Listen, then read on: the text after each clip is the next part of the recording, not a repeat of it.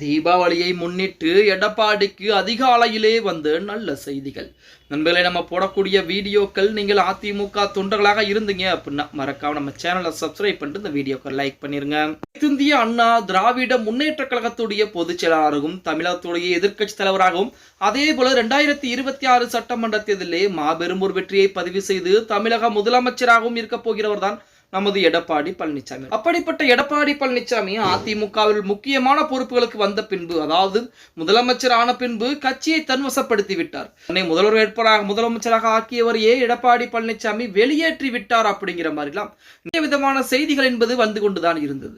ஆனால் சசிகலாவையும் டிடி தினகரனையும் நமது எடப்பாடி பழனிசாமி வெளியேற்ற கிடையாது. அதற்கு பதிலாக அந்த இடத்திலே ஓபிஎஸ் உடைய செயல்பாடுகள், ஓபிஎஸ் உடைய அந்த வெளியேற்றக்கூடிய எண்ணங்கள் என்பது அதிகமாகவே இருந்தது அப்படின்னு சொல்லியாக நமது எடப்பாடி பழனிசாமியை விட ஓபிஎஸ் தான் அதிகப்படியாக சசிகலாவை வெளியேற்றுவதற்கு முக்கிய காரணமாக இருந்த நபர்.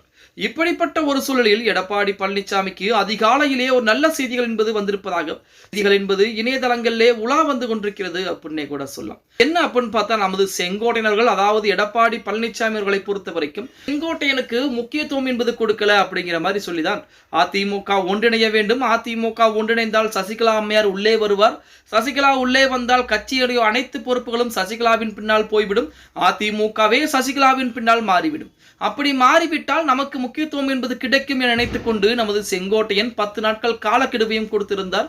அந்த 10 நாட்கள் காலக்கெடுக்குள் எடப்பாடி பழனிசாமி பயந்து போய் கண்டிப்பாக அதிமுகவை ஒன்றிணைப்பார் என செங்கோட்டையன் தப்பு கணக்கு போட்டிருந்தார். இருந்த போதிலுமே செங்கோட்டையனுடைய பதவிகளை பறித்து செங்கோட்டையனுக்கு ஆப்பு வைத்திருந்தார் எடப்பாடி பழனிசாமி. அதே போல சட்டமன்ற கூட்டத்தொடரிலும் கூட பாத்தீங்கன்னா அதிமுக எம்எல்ஏக்கள் அனைவருமே கருப்பு பட்டை என்பது அணிஞ்சிருந்தாங்க. அந்த நேரத்திலும் ஓபிஎஸ் போன்றவர்கள் அணியவில்லை, ஆனால் செங்கோட்டையன் அணிந்திருந்தார். அன்றைய தினம் எடப்பாடி பழனிசாமியுடைய பேச்சை கேட்டது மட்டுமல்லாமல் அதிமுக இருக்கக்கூடிய மூத்த நிர்வாகிகளிடம் சகஜமாக பேச ஆரம்பித்திருந்தார் செங்கோட்டையன்.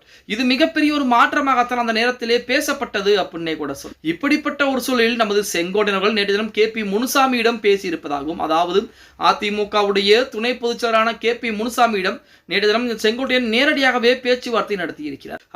அந்த பேச்சுவார்த்தையிலே நான் கொஞ்சம் அவசரப்பட்டு விட்டேன், என்னால் ஏகப்பட்ட பிரச்சனை என்பது உருவாகி இருக்கிறது, அதை நானே சரி செய்ய போகிறேன். அதாவது அதிமுக ஒன்றிணைய வேண்டும், அதிமுக ஒன்றிணைந்தால் மட்டும்தான் வெற்றி வாய்ப்பு கிடைக்கும் என நான் நம்பி எடப்பாடி பழனிசாமிக்கு எதிராக ஏகப்பட்ட வேலைப்பாடுகளை பார்த்து விட்டேன்.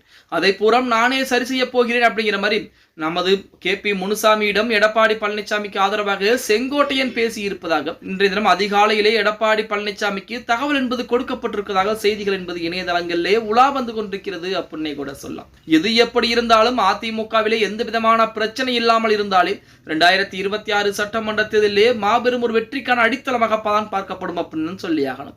ஓகே गाइस, வீடியோ பிடிச்சிருந்தா மறக்காம லைக் பண்ணிருங்க.